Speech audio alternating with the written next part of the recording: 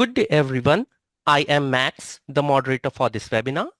I welcome everyone to today's webinar, Succession Planning 2026 Made Simple. Start now to grow next generation leaders for a changing workplace. I want to introduce our presenter for today, Marsha Zidel. Marsha Zidel, the Smart Moves coach, is a board certified executive and a career coach, business management consultant, and a keynote speaker. I would now like to hand over the floor to the speaker. Over to you, Marsha. Well, thank you very much and welcome everyone to Succession Planning Simplified. Start now to develop your next generation leaders for a changing workplace. Well, succession is about developing the right pool of leaders who will enable your business to thrive in its future state.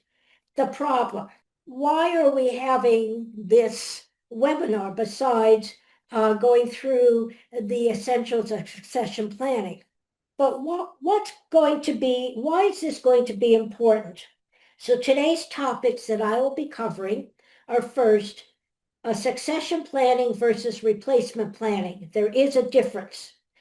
Then what succession planning is and why it's important, the 7 deadly sins of succession planning, the 7 helpful hints of succession planning, and then move into leadership development. So the first thing we're going to look at is what's the difference between succession planning and replacement planning. So this webinar will focus on the best practices for effective succession planning. It's oriented towards developing people instead of merely identifying replacements. The goal is to have a deep bench strength throughout your organization whenever a position becomes vacant, and that there be several, hopefully, qualified people who can be considered. So what is succession planning? So why is it important? Here are some quick 6 benefits of effective succession planning. It ensures business continuity. So now we're going to move to the 7 deadly sins.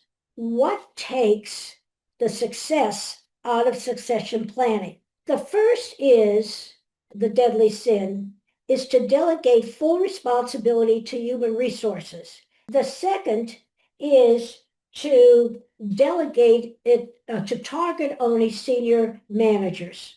Third deadly sin is replacing people, not developing them. The fourth deadly sin is to think that it is either or.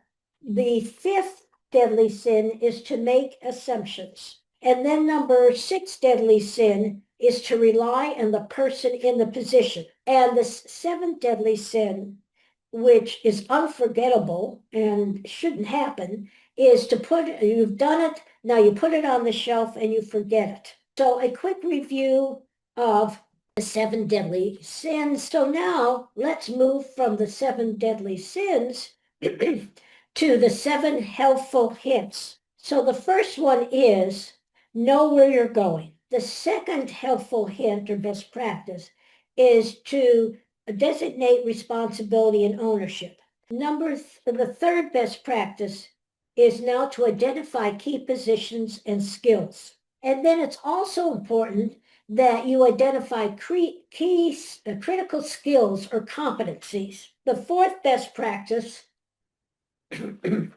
is to identify and develop your top talent. So you need to know who are your key players. Fifth best practice is now that you've identified the key people and you want to develop them, now you have to assess what are their strengths and also what are the areas that need to be developed. What is the gap between what is needed to be successful and effective in this position and where they are. Sixth best practice is to align with your human resource programs. And finally, you need to evaluate your plan regularly. My final thought about succession planning is to keep it simple, realistic, ongoing. They've come up with this formula, identified 3 ways to develop leaders. They say there are 3 key elements of developmental experiences. First one is assessment. The second key element for development experiences is challenge. Succession planning, a quick summary, but I want to thank everyone for being on this webinar. So I'm going to thank everyone and say have a wonderful day. I would like to thank everybody and Marsha also for taking this wonderful session. And thanks everyone for participating. You may all disconnect now and have a great day ahead. Goodbye, everyone.